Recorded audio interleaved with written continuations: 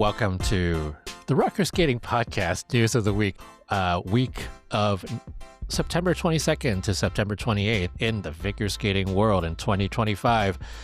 We have a few things that we're going to talk about today on this News of the Week, including the Junior Grand Prix in Azerbaijan and a couple of music announcements and changes that we're going to talk about. But first, let's talk about the pair that's been on everybody's sort of tip of their tongue, which is Ganesh and Shigerev, who were the Uzbekistan team last year, who kind of had a very early first season breakthrough. I mean, they were a Russian pair that changed over to Uzbekistan, but had a great first season, and now we know it is their only season because they have actually confirmed that they have split. Dmitry Shigerev had a interview where he basically said he was too injured to continue, and so that confirmed all of the random rumors that have been floating around and potentially opens up a spot for the first standby pair in the Olympics, which would be France, or standby pairs country at the Olympics, which would be France. But we don't know yet because Ekaterina Ganesh could still find a partner, train in the next few months, get technical minimums ready for the Olympics, but that is probably going to be a long shot. So we'll see what happens. Michelle, any thoughts on that? How hard is it to get an Uzbek passport? I mean, I think that's the biggest hurdle. She's a really good pair skater, so I mean, get someone halfway competent. Well, get a Uzbek passport and get released from the country that you had skated for before, right? Like that. The release is harder than the passport. The release is harder than the passport, correct. So that leaves, that doesn't give you a lot of choices potentially. So that's pairs news for you. We have some music news. Michelle, where do you want to start with that one? Piper and Paul. These ice dance teams have been so quiet. Finally, one of them made an announcement. You've been chomping at the bit. I've been on the case. Piper Gillis and Paul Pori announced they are returning to their free dance from, I want to say, the 2019-20 season. Was that the year they did Vincent? They were returning to Vincent, which is one of their most famous free dances. It was really the one that kind of helped them break through into like the upper echelon of ice dance teams in the world. And they're calling it Vincent Reimagined. And Piper posted some cool shots of them moving to the music and of her in a new dress that was beautiful. So it was actually the last post-Olympic season. I just looked it up, 2018, 2019. So it was early in their sort of ascent to the upper echelon, as you said, of ice dance. I'm guessing it's not going to be a one-to-one repeat, and it's going to have changes. So we've seen this before, right? With skaters who bring back programs from years past. Sometimes it works. In other sometimes disciplines. It doesn't work. We've seen it in other disciplines. Sometimes I've it works. I've never seen it at this work. level in dance, and with this many people doing it, it's very interesting. It is true, yeah. I mean, there was Weaver Poje bringing back Je Limad, or just Malade. But yeah, agreed. You don't usually see that in dance for many reasons, but Weaver Poje did that after having a new program choreographed and it not being successful. Right, and needing to go back to something. Yeah, for sure. This is a very conscious choice for them to go back to that. I think there's something around that, right? Because when Gilles Poirier did this program back in 2018, 2019, they got 7th at Worlds. So it's not as if this was like they ended up sort of like making a huge. They did make a huge splash in the sense that a lot of people loved this program and it was a breakthrough for them. But I think the fact that they didn't win a world championship medal with this program probably gave them some kind of impetus to be like, this is one of our favorite programs. We should give it its due and give it its, sort of accolades. I mean, they have been doing it as their gala program for a while. I remember they did it in Beijing in the gala. They love it. They love it.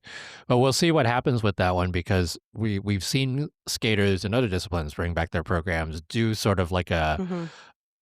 some switcheroos with the choreography and update it and all that kind of stuff.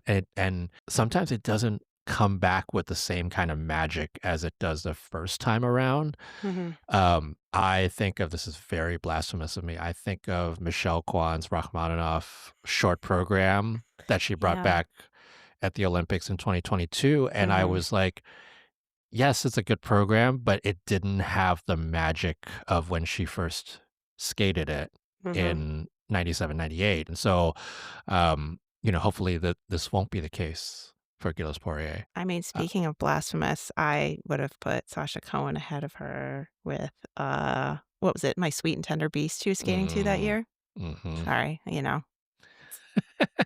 just gotta add that in there. The Stick the knife in. blasphemy. Mm-hmm. The blasphemy. Mm-hmm. So that's Gilles Poirier. More ice dance news with Fournier, Baudric, Cicerone Mm-hmm. changing or announcing that they were changing their rhythm dance music because it was too early, Mm-hmm. 89, not not in the 90. 90s. I mean, as someone who listened to a lot of alternative rock radio in the 90s, Depeche Mode and that song were on the radio all the time. So it definitely was popular in the 90s. But I guess, if you're going to draw a hard line on release date, Eh, I guess you do it there. We'll see what they choose. I hope they keep the Vogue. Well, I don't say I hope, but I assume they will keep the Vogue theme because they put a lot of work into that. And maybe we'll make some changes to the music. Maybe we'll get I some sort I sort real of hope they Vogue. don't. I say yeah, exactly. I sort of hope that they wouldn't because Hmm. of just the similarities to the Whacking program, which was Yeah. such an iconic program Hmm. from Papadakis Cicerone, and it just feels like it's a recycle. Yeah. But I guess we'll see. So that's another one. Another announcement to nobody's surprise is Alyssa Liu scrapping her short Hmm. program. Given the allegations and the investigation into one of the artists in that short program, not Leve. Yeah. Leve is fine, but the other, the featured artist, or I guess No, the other artist, right? he's the songwriter. Is he the songwriter? I was like half paying attention to that because I was like, oh, it's Leve, it's another Leve song, and she has this guy singing on it with her, and she's the primary vocalist on it, but he wrote the song and I invited see. her to, yeah. So I can see how that, and everyone's analyzing his lyrics right now because they are very foreshadowing. There's a lot of foreshadowing there, and maybe or maybe not, but it seems like there is. I So can't. I can I see can't. how Alyssa's like, I'm out of this. I'm out I of here. can't even plead to Leve to just record a solo version of it or Yeah. something because Yeah. it's not her song. Yeah. So we don't know yet what she's going to bring because she basically said they're trying to find the right vehicle, Hmm. and there's a likelihood that the next time you see her in competition, it will be an old short program. Hmm. A lot of people think it's Promise, Hmm. given that that's the only short program she's Done had. in this quad. I don't know. Maybe she'll bring Maybe back some. "Don't Rain on My Parade." Oh my God! Please do not. Her Please dad is do like, not. "Please, please." She is way too old for that program. I actually wonder if she's gonna go and use. Remember that program that she did at the Olympics for the gala? It was like a K-pop program, wasn't it? Oh yeah, I do I, remember that. It was fun. it was very fun, and she was wearing Olivia Smart's dress. Yes. Yes. And there's a part of me that's like, is she gonna do something like that as Wow. like her? I don't know. Or maybe it's some kind of exhibition gala that She she had a repurposes. Leve Gala program last year, so Mm, Leve everywhere. I I mean, at mean, least we know the artists that we're going to use. So we just look through her discography, and she can pick from there. It's not the whole world of music. Leve's only released so much, so yeah. Alyssa, if you're listening, because I know, of course, Alyssa, you're listening to this podcast. Let You Break My Heart Again by Leve is so good, but I don't know if it has enough oomph to it. But anyway, so that's the music news for this week. And then lastly, Alexa Gasparotto and her triple Mm. axel. It continues to be on Instagram in her John Wilson blades. Yeah, I her mean, new John Wilson blades. I think she love it. has like one of the best triple axles in the world. It's It's so beautiful. unbelievable. It's like the I mean, height. yeah. I saw it in practice a few times at nationals, and she was very close when she was at nationals, and obviously she had landed it since then. But it's a beautiful jump, just the ride up, the snap, like all that kind of stuff. I mean, we'll talk about more triple axels in our regular podcast, but it's a beautiful jump from her. So hopefully it actually goes into her program, because she has not done it yet in the national qualifying series programs yet. I think she's trying to peak for the right moment this Put season. it in the short program. Oh, totally. Agreed. Well, that was the news of the week for this week, for September 22nd to September 28th. Oh, what else? We didn't do the JGP. I did it again. No JGP. Thank you. No, that was not the news of the week. The news of the week, I'm going to finish up with a Junior Grand Prix in Baku, Azerbaijan. Minkuk Saw wins the men's event over Dennis Kruglov of Belgium. And my surprise favorite from this Junior Grand Prix, Caleb Farrington and his effortless quad toe. Michelle and I were just talking about this. His posture is beautiful. He does the quad toe like he's just like doing a waltz jump, just like walking into it, doing it, landing it. No problem. Yeah. Next. I'm excited for that. Yeah. Piece of But cake. no triple axel. No triple axel yet, but that's okay. This is a very like Stefan Lambiel-esque situation. We can still win an Olympic silver medal. We'll be fine. Lambiel coded. Love it. In the women's event, Yusong Kim had a comeback. I mean, there was a lot of movement in that women's event.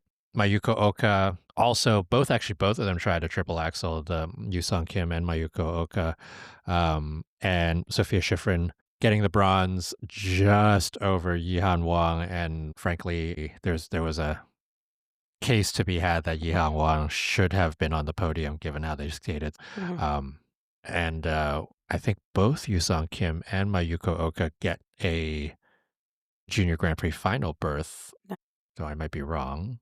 No, actually, I take that back. Yusong Kim was 5th in Riga, so she's probably on the bubble at this point, but Mayuko Oka does get hers. And then to your favorite Junior Ice Dance, Perrier Giannassini and Blanc Kopperman. I mean, they're going to become a pretty good senior team, and I'm going to have to type that name over and over again, and that's a lot of... You'll just learn it muscle memory. I know, exactly.